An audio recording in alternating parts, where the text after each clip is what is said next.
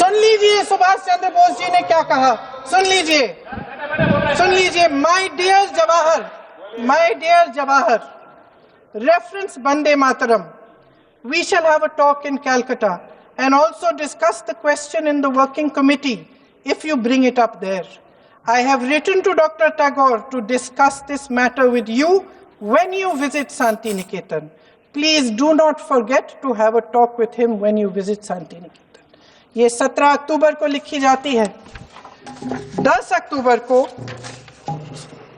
नेहरू जी इसका जवाब देते हैं और आपके और 20 माफ करिए 20 अक्टूबर को, हाँ ठीक है, 20 अक्टूबर को नेहरू जी इसका जवाब देते हैं।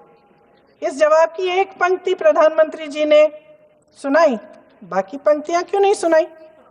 क्योंकि उनमें नेहरू जी क्या कह रहे हैं? There is no doubt that the present outcry against Vande Mataram is to a large extent a manufactured one by the communalists. Whatever we do, we cannot pander to communalists' feelings, but to meet real grievances where they exist. I have decided now to reach Calcutta on the 25th morning. This will give me time to see Dr. Tagore as well as other friends. समझ रहे हैं आप?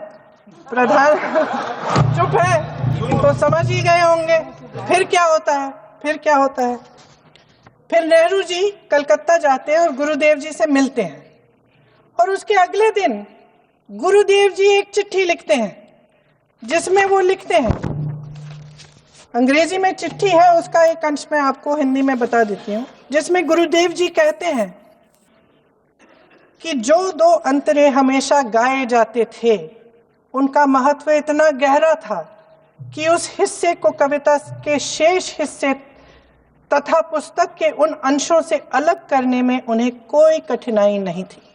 उन्होंने ये कहा कि स्वतंत्रता संग्राम में हमेशा से वही दो अंतरे ही गाए जाते थे और उनको गाते हुए कुर्बानी देने वाले सैकड़ों शहीदों के सम्मान के लिए उन्हें ऐसे ही गाना उचित रहेगा।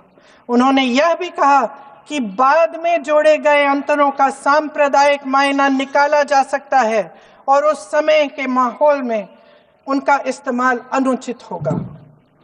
इसके बाद 28 अक्टूबर 1937 में कांग्रेस की कार्य समिति ने अपने प्रस्ताव में वंदे मातरम को राष्ट्रगीत घोषित किया। उन्हीं दो अंतरों को